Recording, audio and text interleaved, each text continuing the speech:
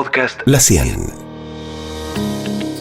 Te doy la bienvenida a Legalmente, el podcast de La 100, en el cual charlamos de derecho para el día a día, para aprender y para saber a qué tenemos derecho, qué obligaciones y mucho más.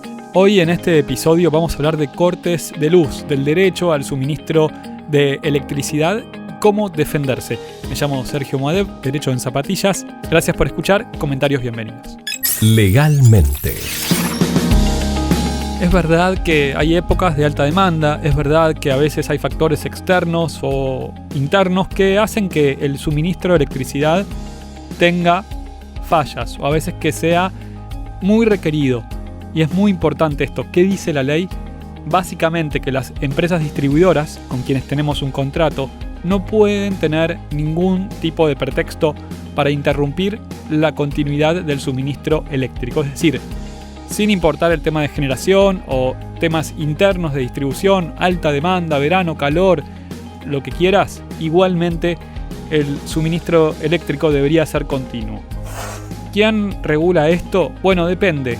En realidad, en Capital Federal y el conurbano, es el Ente Nacional Regulador de la Electricidad, que tiene incluso un reglamento de suministro de energía eléctrica, se puede consultar online, así con ese nombre, y después en cada provincia también hay un ente regulador al cual vos podés acudir tanto si se corta la luz como si la calidad no es la adecuada. ¿Qué es esto de la calidad? Tiene que ver con el voltaje, básicamente porque hay rangos de mínimos y máximos que también deben cumplir.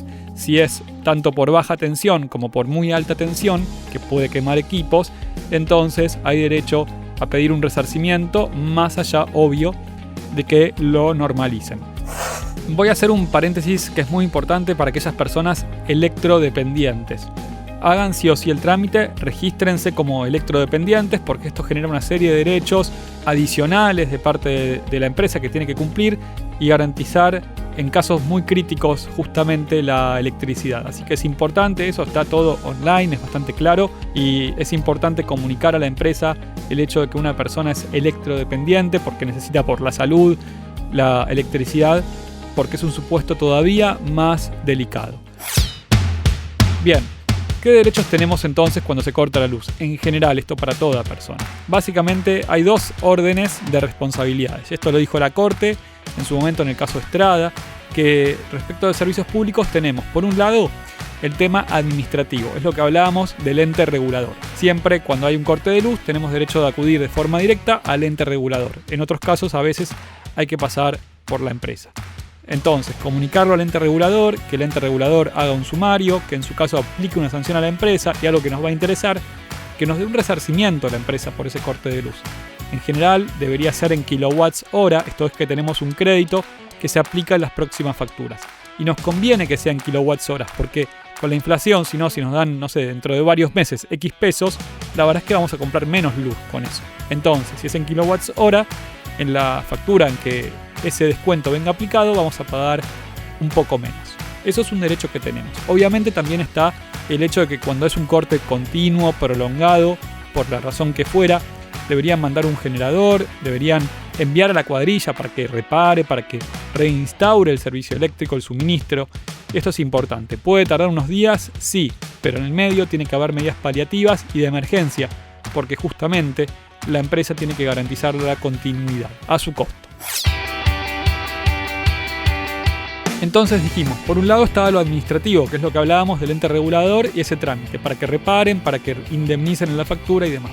Por otro lado, la Corte en el caso Estrada dijo que el trámite administrativo es paralelo o independiente o adicional, si querés, al reclamo o al pedido de los daños y perjuicios. ¿Qué son los daños y perjuicios? Son las consecuencias que esa persona sufre a causa del corte de luz. ¿De qué hablamos? Y de, por ejemplo, el costillar que estaba en la heladera y se descongeló y se perdió. O, por ejemplo, una heladería, un comercio, un restaurante que necesita luz y se le echó a perder, o lucro cesante. Bueno, hay un montón de consecuencias que pueden derivarse de la falta de suministro eléctrico, algo que es vital hoy en día, ¿no? Aparte ni hablar de la internet o la gente que hace trabajo en casa y demás. Entonces, el trámite administrativo no impide a la persona o a la empresa solicitar la indemnización, la reparación de los daños y perjuicios que haya sufrido. ¿Cómo se hace esto? Bueno, La vía clásica o la normal es la vía civil, una demanda ante el fuero judicial para que la empresa se haga cargo de las consecuencias que una persona sufrió como consecuencia del corte de luz. Para ciertos casos, como por ejemplo artefactos quemados como consecuencia del corte de suministro, a veces los entes reguladores tienen un procedimiento abreviado y también se puede hacer por la vía administrativa. Ahí es clave la prueba.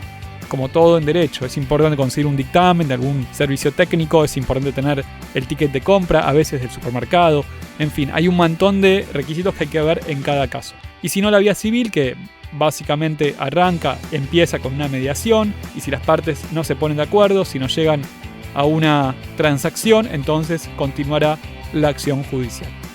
Ya que estamos, algo que es importante en todo esto es el tema de la titularidad.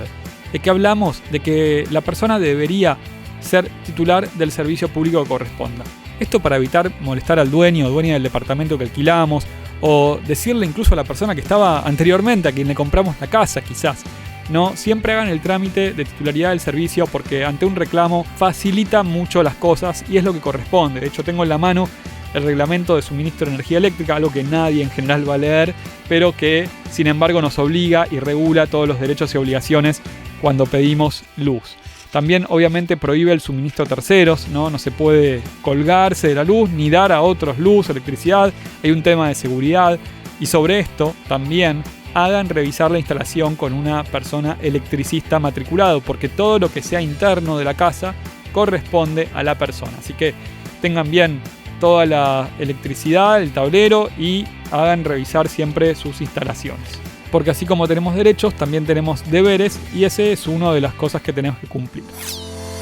Para ir cerrando el podcast, te voy a contar 2 historias, 2 casos que pasaron y son reales. A una persona la dejaron sin luz durante 20 días. Era una persona usuaria encima electrodependiente con un estado de salud delicado. Y se pudo verificar con testigos y con documentación, que básicamente consistió en los pedidos a la empresa, que el servicio de luz no se prestó. En total, como dijimos, unos 20 días. Esto fue ya hace unos años. Finalmente, los jueces obligaron a indemnizar a la empresa con daño moral, daño psíquico y también daño punitivo, que era en total más de 500.000 pesos en su momento, más los intereses, más los gastos. Así que es importante en estos casos también como un mensaje de que las empresas deben cumplir con sus obligaciones y tenemos derechos. Y después el otro caso que te quería contar es el de un restaurante, ¿no? Que obviamente también depende de la luz y más allá de lo romántico, de las velas y todo, imagínense que hay equipos que dependen de la luz, por ejemplo la etiquetadora fiscal o la máquina de café, bueno, varias cosas. Y en esos casos también los jueces ordenaron a indemnizar a la empresa dueña del restaurante. Esto pasó en Chipoleti, provincia de Río Negro, en un caso de daños y perjuicios contra la empresa de luz provincial. Espero que este podcast te haya servido. Hay varias notas en Derecho en Zapatillas en la web y también me preguntan cada tanto por Twitter, por Instagram y hay más episodios de Legalmente que podés escuchar y al que te podés suscribir. Muchas gracias. Podcast La 100.